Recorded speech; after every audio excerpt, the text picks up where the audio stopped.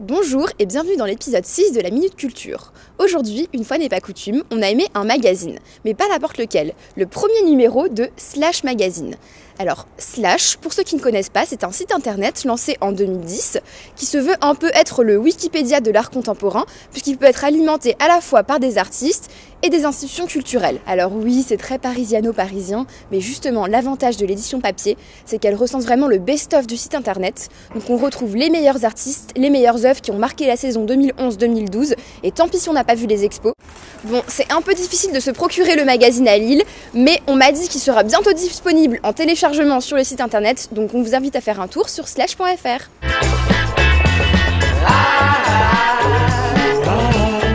Notre plaisir coupable de la semaine, c'est Twilight chapitre 4, Révélation. Chapitre 4, mais 5e film, car tant qu'à se faire un peu de sous sur les dos des midinettes qui raffolent de mièvrerie, autant pousser le vice jusqu'au bout. Donc Twilight, le concept pour ceux qui ne connaissent pas l'histoire, c'est Bella, une jeune fille un petit peu gourde qui tombe folle amoureuse de Edward dans son lycée. Problème, Edward est un vampire et il a une peur terrible de lui péter la jugulaire parce que son sang de jeune vierge est trop attirant.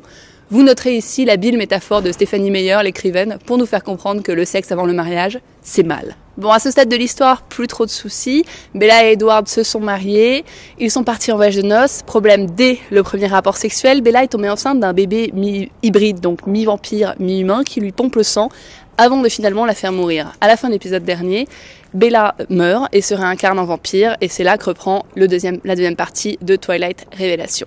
Dans l'histoire, pour vous situer, il y a aussi un loup-garou qui est mystérieusement amoureux de Bella lui aussi, qui s'appelle Jacob. Ça, c'est pour le scénario. Donc évidemment, nous, dans notre grand professionnalisme journalistique à la Minute Culture, nous nous sommes rendus à l'avant-première de Twilight mardi dernier, et ça a donné ça. Génial, absolument génial. Ça passe pas à la télé, hein.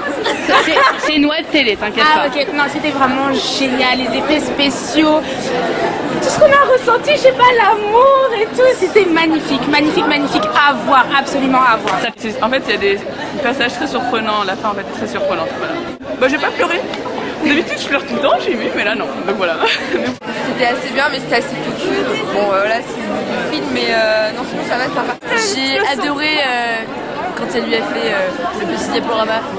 Ouais, genre, je t'ai fait un PowerPoint, mon amour, regarde, c'est toute notre vie, c'était sympa. C'est gentil, c'est toujours mignon.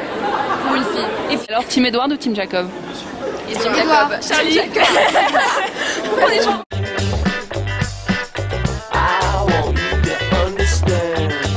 Vous culpabilisiez de passer votre temps sur les réseaux sociaux, Facebook en tête, et sur YouTube à regarder des vidéos de chats. Désormais, vous allez assumer de perdre votre temps sur Internet avec deux sites qu'on vous a dégotés. D'abord, The Useless Web, un site qui recense surtout des petits jeux débiles et des gifs animés un peu kitsch, souvent à la limite de l'absurde. Et le deuxième, board.overno.com, qui lui est carrément un level au-dessus puisqu'il fait un best-of des sites les plus chronophages du net. Alors bon, les geeks connaîtront sûrement certains liens, mais il y a toujours quelques petites pépites à découvrir. Vous retrouverez tous les liens évidemment sous la vidéo comme d'habitude. Par contre, on préfère juste vous prévenir, la Minute Culture décline toute responsabilité si vous foirez vos partiels à cause de ça.